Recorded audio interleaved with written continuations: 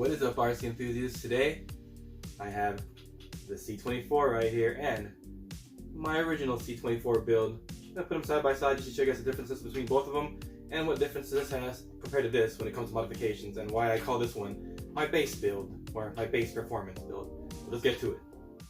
Here we go. We'll start off with my C24 kit. This is my original kit. Over 3 years old this guy I've had it for, and you know what? It's still running the original upgrades I put on it. So all these upgrades got on this truck pretty much as I was building it. This when I put it together from the kit, from the box, with metal ring and pinions in there, metal drive shaft, and this 2-speed gearbox with the 370 motor.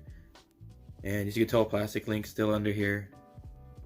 And yeah, this thing has been used a lot. And I do like the plastic housings, you know, it is my preference. You can tell under here, it's a little less used, but man, those metal parts, sometimes when you hit stuff, you feel like it kind of hangs you up a little bit, but it does perform pretty good for what it is. As you can tell, these links right here, I had to use some like thread tape. Forgot what it's called. I think that's what it's called. This same basic setup, metal everything, except for the axles are metal on this one too.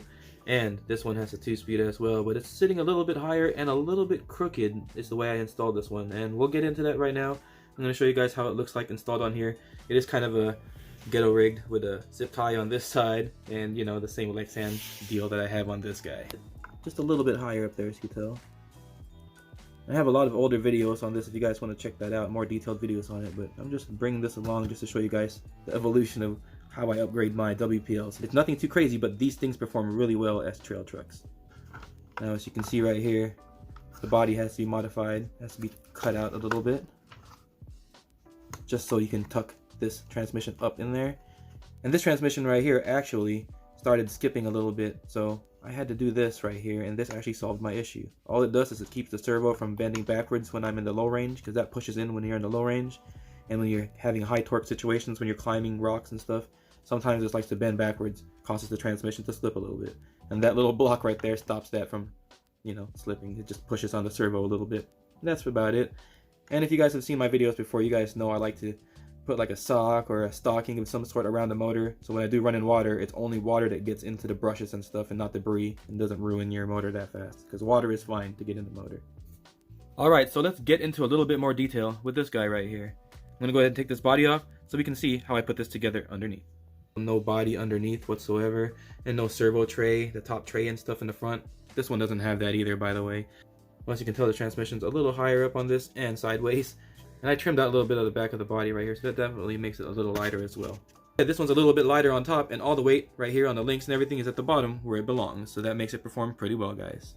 And these sliders right here, I definitely want to try to probably melt them at the mount right here and bend them up a little bit so I have the upward curve, because right now it's kind of like a downward bend, so no one really bends sliders that way. That's how my links are set up. They're on the stock locations pretty much.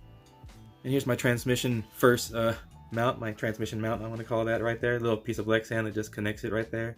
As you can tell right here, even the rear body is screwed into Lexan right here. So just as long as you make the hole small enough, your pilot hole small enough, the screws will screw into there. And if you just keep them snug and don't tighten them too much, they won't strip and they'll hold everything together nice and tight. Like that transmission's on there, nice and tight. It's not going anywhere. This is one other thing people always ask me about, how I connect these links or any other metal style links or anything to these plastic trusses. And you do have to cut them. As you can tell, you cut them right here for the top ones. You leave a little bit out there so they're kind of mounted a little bit out, because my screws were kind of long, so I couldn't mount them all the way in, but I wanted to leave them out like that so I had more purchase on the screws for that section. And also on the bottom ones, you just cut the link where the suspension and the link screws into. You just cut that completely off, and then you just drill a hole straight through with a screw, you know, like a self-tapping screw, or maybe if you have a drill, just drill a small little pilot hole through it, and you could run the screw through there, and it's a pretty solid fix. Everything mounted up nicely on there. You can see it's pretty solid. My screws are a little bit long, I know, but it works. And that's all that matters with this one. Everything works pretty well.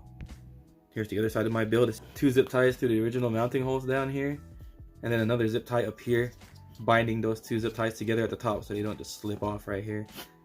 And yeah, that's pretty much how that section looks right there. The links right here, you can adjust these style links, so you can kind of correct the angle of your drive shafts a little bit. Yeah, so you can correct the angle of your drive shafts a little bit right there by turning them up. You don't want to turn it up too much because you'll mess your steering angle for the front, but the rear, you can definitely fix that, and that'll be a better drive shaft angle for this. I'm going to try to get this to show you how it is leveled. So that's how it is when it's leveled. As you can tell, the transmission in the back right there, so that's the back one right there, the blue one. hangs slightly lower than my newest style right here with the tilted style transmission mount. So yeah, this thing is mounted tilted, so you can tell it's tilted this way. And that gives it less of a drive shaft angle, but yet more clearance. Gain a little bit right there, as you can tell.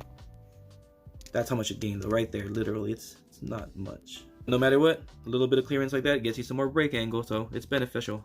I have the suspension mounted on a ball joint, so it's a lot smoother articulation on this rig. So I'm not sure if you guys watched my recent video of this one, but if you haven't, go check it out. This rig drives so smooth, the articulation is so smooth, and the spring rate on this is actually pretty good. There's not much difference between this two. The only difference really is, you know, since this one has the KM axles and everything's all set up with metal links, definitely all the weight down low on this one. And since this one still has the interior in it and I cut less of the body out, this one definitely is going to weigh a little bit more on top, but not much, and these perform pretty similar to each other. But you know, I just always want to build one of these things. They're always fun to build, especially when you have spare parts, and I had all these metal links and everything laying around. So this is called my base build, not because it's just a kit that I put together in basic, but it's pretty much just a base truck that had been parts of, and I just turned it into another truck, and these are all parts I just had sitting around that I didn't think I was going to use or didn't want to use at the time, and here we go. Now we're back at another WPL. The people that think these are not hobby grade stuff, well, guess what? This is my hobby, and these are hobby grade to me, and I enjoy the heck out of these things. C24-1, my base performance build, against my C24 kit, my old school kit right here that's still surprisingly running really, really well. Man, I have a ton of fun with this truck right here. And I had a ton of fun with this guy out on the trail recently too, so if you guys haven't seen that video, go check it out. This thing right here performs really well, and you know, full wheel weighted on this thing. Everything is pretty set up on this guy.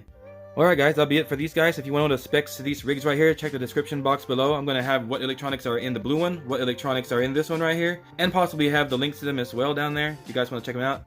You guys can check out WPL/RC.com in the links below, and it is an affiliate link. It doesn't cost anything extra, and it does help this channel out a bit. So thanks a lot guys for watching, and as usual, stay safe out there, have fun, and go run that RC.